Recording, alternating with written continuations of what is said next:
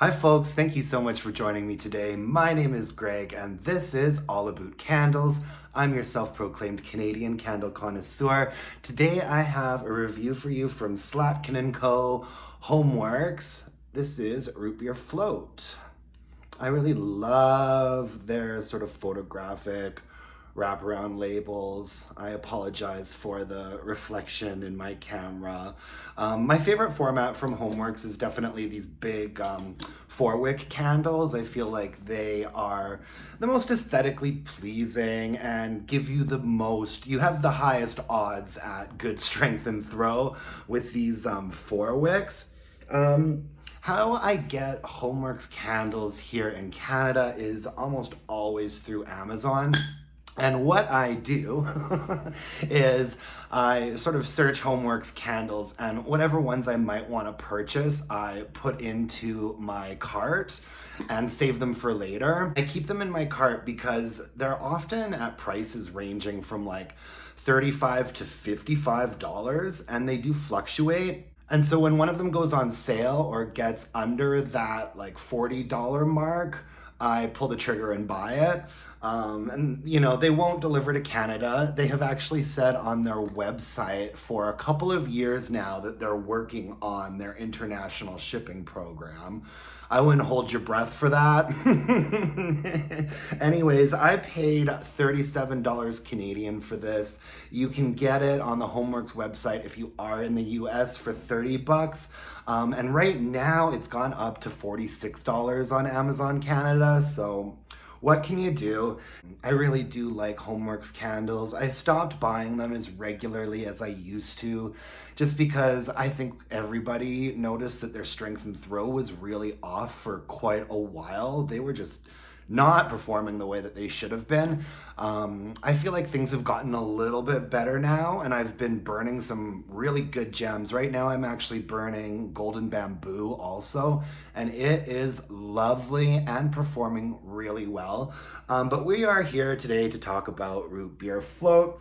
On the website they have a scent story. You know how much I like reading a good old scent story. Sparkling ginger, star anise and sassafras are mixed together and poured over French vanilla bean and crystallized sugar for a tempting and nostalgic treat. And the fragrance notes give you sort of a top, middle, and base. The main fragrance notes are root beer, anise, sparkling ginger, vanilla bean, and crystallized sugar. This is a really nice root beer candle, you guys. It's much better than the Bath and Body Works root beer float. I'll get a bit more into that later, but the top notes were effervescence, frozen lime, anise, and sparkling ginger. And the mid notes are root beer accord, sassafras extract, and sheer spices. And the bottom notes are French vanilla bean, ice cream, and crystallized sugar. This is about as natural smelling as a root beer float candle could get. It's got a really nice, almost organic feeling to it. I feel like this is just about as natural a smelling root beer candle as you can get out there. And I think that that is a testament to what Harry Slatkin often does so well, which is instead of really just trying to concoct a root beer candy, you can really pick out the separate ingredients in this that make it a root beer. You know what I mean? Like the ingredients that a traditional or an old-fashioned root beer are actually made out of. This brings to mind Dad's root beer to me. My dad used to buy that when I was a kid. And specifically, the Dad's root beer sort of had like an earnestness to it, and it wasn't overtly sweet. You could really taste things like the ginger, the anise, sassafras. Sassafras is usually an earthy, woody, sweet, citrusy scent note. And anise, of course, is licoricey, herbally, spicy, warm. I also have the Bath and Body Works root beer float candle here that I've been burning as well. This is a scoop of vanilla ice cream, root beer, and caramel drizzle. And this smells much more like a candied root beer treat, like a root beer cola bottle gummy or something like that. Whereas this really, really smells like an old-timey root beer float from a soda shop. You know what I mean? I really, really, really liked it. The Bath and Body Works candle, I'd say that this is stronger. This is probably throwing strength and throw like a 7.5 or an 8. Whereas I'd say that the root beer float from Homeworx was a 6.5 to a 7. And so that passes the strength and throw test for me. If we can get to a 7, I'm satisfied with that. I'd say the first burn or two was a 6.5, and then the real juicy sort of mid-range of the candle easily got up to a 7, and then as it was sort of dying out, went back down to a 6.5, maybe a 6 for the last burn. But overall, I was really happy with its strength and throw. However, towards the end, this happened.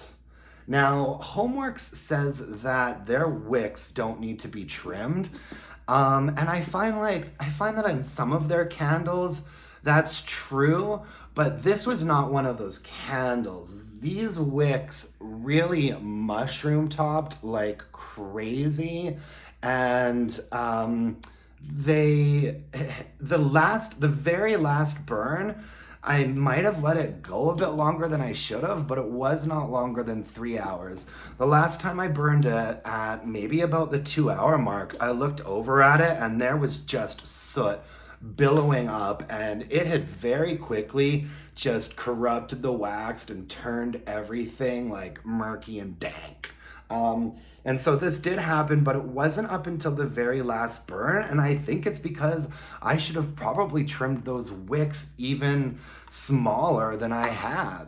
You know, there is only about this much wax in here. I did burn it all the way down to the point where I could see the wick nickels. I could probably get one more burn out of it, but I'm not going to with wax that looks like that. It's going to be Soot City again, I'm sure. So, you know, overall, I was pretty satisfied with this candle. It looked really pretty when it was burning, like most Homeworx candles do. I think that 6.5 or a 7 for strength and throw is perfectly acceptable for a candle like this. I don't know if I'd necessarily want a root beer candle to be giving me like a 9 for strength and throw. It seems like that might be a little bit abrasive. And so the level that it was at was quite lovely. And, you know, I definitely got a really good, at least half dozen 3-hour burns out of it. So, you know, it did well. And I always enjoy having a Homeworx candle around on my coffee table. Like, I always like them.